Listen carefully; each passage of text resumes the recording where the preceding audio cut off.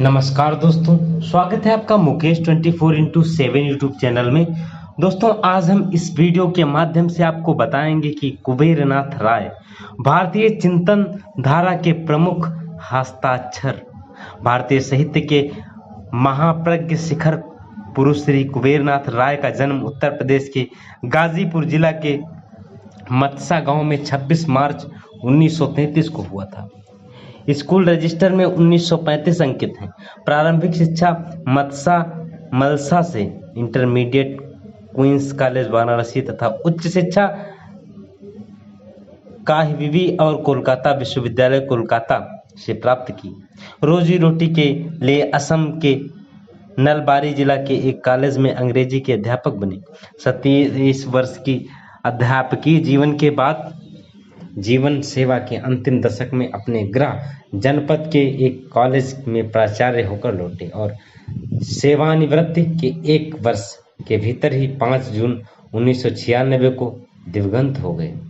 कुबेरनाथ राय के मन में लेखन बनने का शौक पहले बचपन से ही था, परंतु तब से संपादकों को बताते नहीं थे कि वे विद्यार्थी हैं। श्री राय के शब्दों में सन 1962 में वो प्रो हुमायूं कबीर के इतिहास संबंधी उज्ज्वल लुलू मान्यताओं का मेरे एक तर्कपूर्ण और क्रोधपूर्ण निबंध को पढ़कर पंडित श्री नारायण चतुर्वेदी ने मुझे घसीटकर मैदान में खड़ा कर दिया और हाथों में धनुष बाण पकड़ा दिया।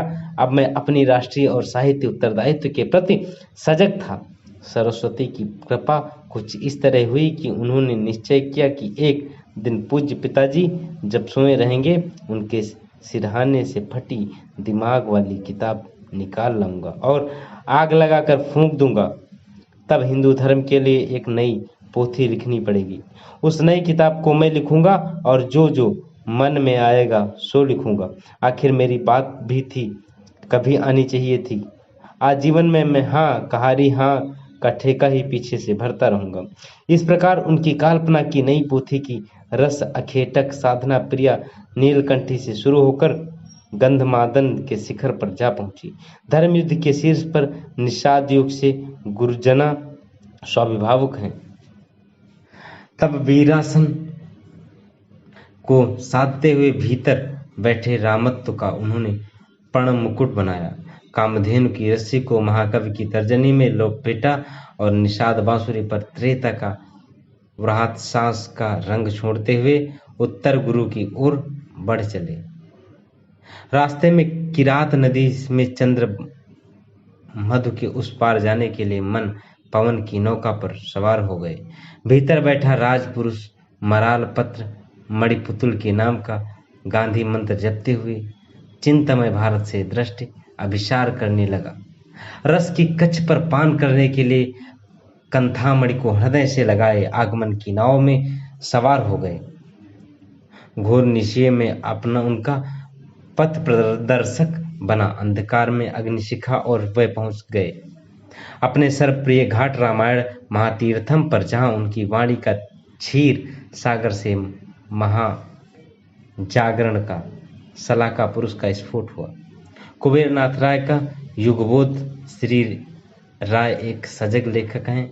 वह युगीन विसंगतियों से वाकिफ हैं। वर्तमान में वह बहुत संतुष्ट नहीं हैं। वर्तमान को लेकर कब कौन सुखी रहा है, लेकिन अपने इस क्रोध और शिकायत को साहित्य माध्यम से देने के वे समर्थक हैं। श्री राय ने जीवन की केवल उन्हीं प्रवृत्तियों और नीतियों का समर्थन किया है जो बहुजन हिताय के सच हों।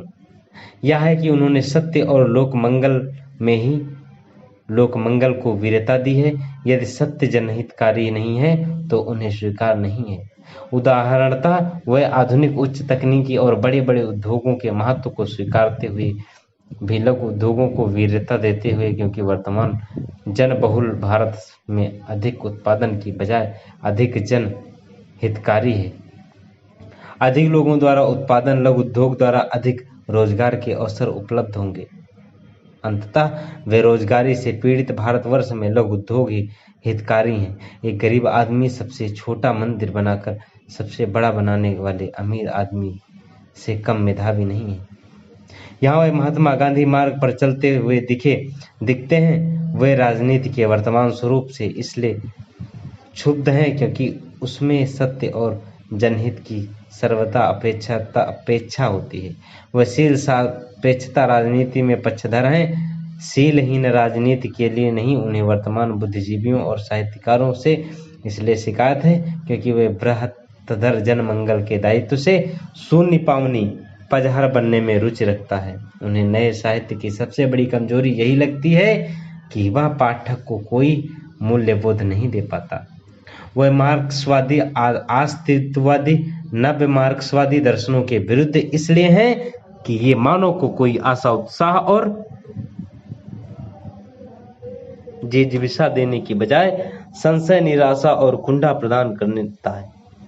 वह वर्तमान पुरोहित तंत्र के इस विरुद्ध हैं क्योंकि उन्होंने अपने स्वार्थ के कारण धर्म को विकृत किया है और लोगों की आस्थाओं को भ्रष्ट किया है। वह विश्वविद्यालय के प्राध्यापकों और प्रोफेसरों के इसलिए निराश हैं क्योंकि अपनी स्वार्थ साधना में संलिप्त हैं। उन्होंने विद्या और दायित्व की बजाय सुख साधन को जीवन का लक्ष्य बना लिया है। उन्हें सरकारी अधिकारियों से यही शिकायत है कि वे काम के नाम पर शून्य और दाम के नाम पर सदा अतृप्त बने रहते हैं। इसलिए आनंद कुमार स्वामी द्वारा एक सदी पूर्व दिए गए जंतर की देश की महत्वपूर्ण ताकतों को स्थायी राजनीतिक संघर्ष में बर्बाद न करते हुए साहित्य, कला, शिल्प, कुटीर उद्योग, शिक्षा, संगीत, स्वदेशी, स्वच्छता, सरलता जैसे रचनात्मक पहलुओं को भी अपने निबंधों में भरपूर जगह दिया, क्योंकि वह भी यह मानते हैं कि राष्ट्रों का निर्माण कवि और कलाकार द्वारा होता है, न कि व्यापारी और राजनीतिज्ञों द्वारा होता है।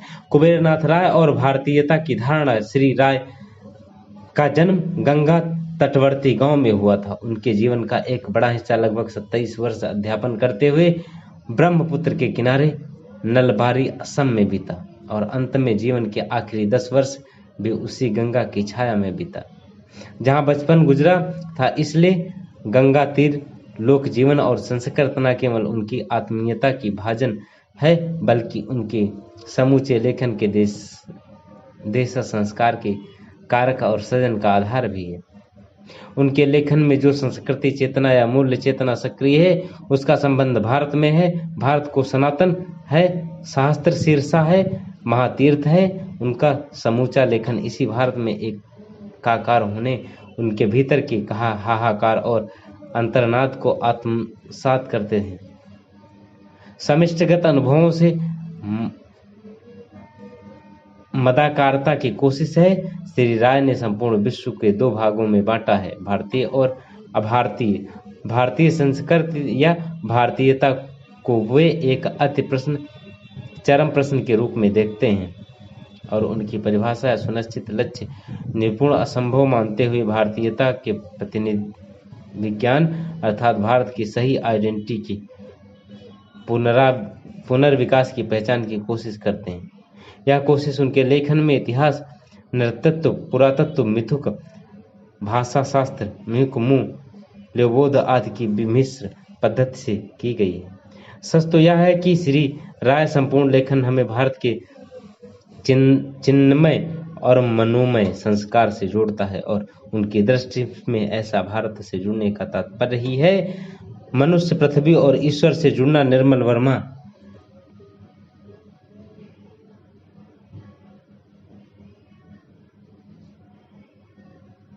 उन्होंने कहा है, मनुष्य और ईश्वर से जुड़ना अपने एक लेख में लिखते हैं। दुनिया की शायद ही कोई ऐसी संस्कृति हो जो जीविता या मृतक, जो कोई कहानी न कहती हो। इतिहास की धूल में उसकी कुछ कड़ियां छिप जाती हैं, कुछ अंश हमेशा के लिए दब जाते हैं। कोई नहीं जानता पूरी कहानी क्या है, कहां से शुरू होती है, कि किस दिशा में बहती है। श्री राय की चिंता से बखूबी वाकिफ है। वह अपने निबंधों के संस्कृत के उन विस्तृत अंतरालों को युग नद्य करते हुए अपनी अद्भुत कहान शैली में हमारे सामने प्रस्तुत करते हैं। प्रजागर के पर्व तुम्हारी नियत है, तुम्हारे जागरण के लिए मैं कहानी सुना रही हूं। तो सुनता जा और हुंकारी भरता हुआ रात भर जगता रहा। और कहानी आगे बढ़ती चली है, कभी नदी के मध्य से तो कभी पशु पक्षी के सहारे, लेकिन कहानी में कहानी में ठेका बनाना उसे पसंद नहीं। वह तो एक नई कहानी की किताब लिखने के लिए आतुर है, जिसमें इतिहास, भूगोल, दर्शन, भाषा की चतुर्गिणी भी साथ साथ चलती रहती है।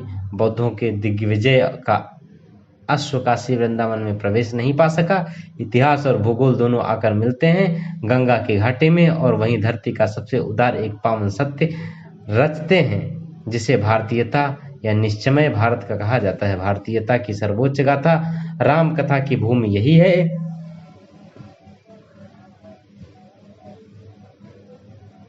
और यह नहीं ही राम के पूर्वजों की दृष्टि में रघुकुल देवी देवता रहे हैं। वस्तुतः अयोध्या, नैमिषारण्य, वाराणसी भूमि ही भारतवर्ष की संस्कृति कुछ है, लेकिन वे भारतीयता की निर्मित को केवल वाक विलास अथवा लिखने के लिए लिखना तक सीमित नहीं रखते हैं, वह अपने दायित्व को समझाते हैं। इसलिए मैं बेलौस होकर कहते हैं, यह भारतीयता किसी एक की बपौती नहीं अपितु संयुक्त उत्तराधिकारी है, और इस उत्तराधिकार के रचयिता सिर्फ आर्य ही नहीं रहे हैं। वस्तुतः आर्यों के नेतृत्व में इस संयुक्त उत्तराधिकार की रचना द्रविड़ निषाद किरात ने भी की है। ग्राम संस्कृति और कृषि सभ्यता का बीजारोपण और विकास निषाद द्वारा हुआ है। नगर सभ्यता कल्प शिल्प, ध्यान धारणा, भक्ति योग के पीछे द्रविड़ मन है।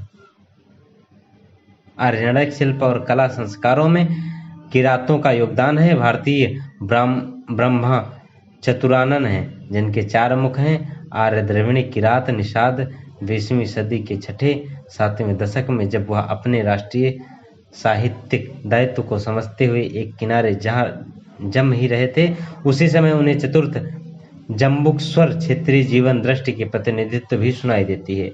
जब जब अंधकार छा जाता है तो जम्बुक वेला का आगमन होता है, तब चारों ओर से जम्बुक स्वर उठाना स्वाभाविक है। वह इन स्वरों से गहरे चिंतित हैं। आज सारा देश मोहरात से पराजित और असुसन्न है। आलोक के बिंदु एक के बाद एक बुझते जा रहे हैं। भाग्य से अधिक हताशा का वातावरण है, लेकिन श्री राय आशावादी हैं। मैं एक नए श्री कृष्ण जन्म की प्रतीक्षा कर रहा हूँ। मैं देव शिशु के अवतरण की प्रतीक्षा कर रहा हूँ। मुझे ज्ञात है कि अवतरण होगा, पर इस बार रूप नहीं भाव का अवतरण होगा। इस बार अवतरण की शैली सामूहिक होगी। कुबेरनाथ का कला विवेक यह था कि विषय का सूक्ष्म संवेदांग निरीक्षण और वर्णन कौशल श्री राय के निबंधों की एक खास विश्लेषण है।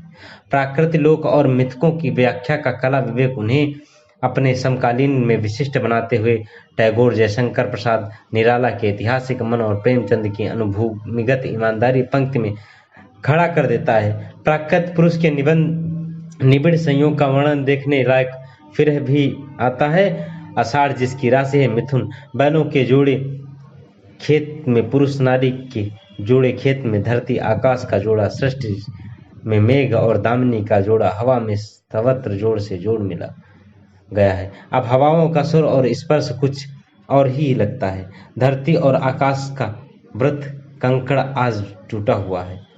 वर वधू को पहली बार स्नान जल पड़ा है। प्रत्येक सीपी के होठों की तरह खुला है।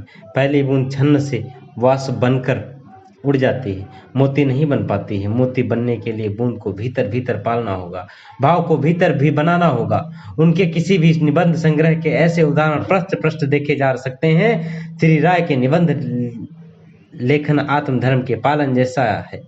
उनकी सृष्टि में साहित्य व्यक्ति की तुष्ट या मौज शौक के लिए नहीं, समूह की दृष्टि पुष्टि और शील संरक्षण के लिए रचा जाता है। उनका उद्देश्य अपने पाठकों को रसबोध कराने के साथ उनकी मानसिक हृदय और बौद्धिक क्षितिज का विस्तार करना रहा है। अपने इस उद्देश्य को मनुष्य की मनुष्यता के प्रति अपनी बुनियादी प्रतिबद्धता अपने लेखन में उन्होंने असंख्य दोहराया है। इस प्रतिबद्धता के मूल में उनकी यह निर्भरता समझ है, मनुष्य की सार्थकता उसकी देह में नहीं, उसके चित्त में है। उसके चित्त गुण को उसकी सोचने समझने हैं, अनुभव करने की क्षमता है। विस्तरणीय करते चलना ही मानविकी के शास्त्रों का विशेषता साहित्य का मूल धर्म है। इसलिए वह अपने पाठकों को अपनी विशिष्ट शैली, भाषा और कथन भांगिमा के व्यास से बहुत कुछ देना चाहते हैं। इसके लिए एक विशिष्ट भाषा की दरकार होगी। श्री राय इस बारे में सचेत हैं। वे लिखते हैं, मैं गांव-गांव, नदी-नदी, वन-वन घूम रहा हूँ। मुझे दरकार है भाषा की, मुझे धातु जैसी ठन-ठन गोपाल टकसाली भाषा नहीं चाहिए। मुझे चाहिए नदी जैसी निर्मल झिरमिर भाषा, मुझे चाहिए हवा जैसी अरूप भाषा, मुझे चाहिए उड़ते डैनों जैसी साहसी भाषा, मुझे चाहिए काक चच्चू जैसी सजग भाषा, मुझे चाहिए गोली खाकर चट्टान पर गिरते गुजराते हुए शेर जैसी भाषा, मुझे चाहिए भागते हुए चकित भीत मृत जैसी ताल प्रणाम झंप लेती हुई भाषा, मुझे चाहिए वृषभ के हुंकार जैसी गन्नोत भाषा, चाहिए भैंसे की हंकड़ती डकार जैसी भाषा, मुझे चाहिए सदरकालीन ज्योत्सना के जवंगों के मंत्र पाठ जैसी बिफरती हुई भाषा, मुझे चाहिए सूर के भ्रमरंगीत गोसाई जी के अध्योय कांड और कबीर की साखी जैसी भाषा, मुझे चाहिए गंगा यमुना सरस्वती जैसी त्रिकोणात्मक भाषा, मुझे चाहिए संगठन यज्ञोपवीत की प्रतीक सावित्री जैसी भाषा, भारत के मुहावरे और भारतीय संस्कारों से निर्मित विशिष्ट वर्णमाला के बल पर श्री राय ने ललित निबंध को जो विस्तार दिया है वह अद्भुत है। उनसे असल परिचय प्राप्त करने के लिए उनके निबंध कांतार में अनुप्रवेश ही एक अवश्य शर्त है। वह भी तर्जनी ओष्ठ कोई भी पाठ यदि भारतीयता के निर्मित और उनके आयामों से परिचित होता है तो उसे आचार्य कुबेरनाथ रोड पर कुछ कदम जरूर चलना चाहिए। उनके बताए हुए रास्तों पे आपको जरूर चलना चाहिए और सुनना चाहिए और जानना चाहिए। वैसे क्या आप भी कुछ कुबेरनाथ राय भारतीय चिंतन धारा के प्रमुख हस्ताक्षर जी के बारे में जानते हैं? एक ऐसे व्यक्ति के बारे में जानते हैं जो उत्तर प्रदेश के गाजीपुर जिला के मतसा गांव में 26 मार्च 1933 को हुआ था। आप एक अगर ऐसे व्यक्ति के बारे में जानते हैं तो हमारे कमेंट बॉक्स में कमेंट करके बताएं और मुकेश 24x7 यूट्यूब चैनल को सब्सक्राइब करना ना भूलें ताकि इस तरह की वीडियो और आपको मिल सके। और अगर आप सबसे पहले वीडियो पाना चाहते हैं तो घंटी को दबाएं और मुकेश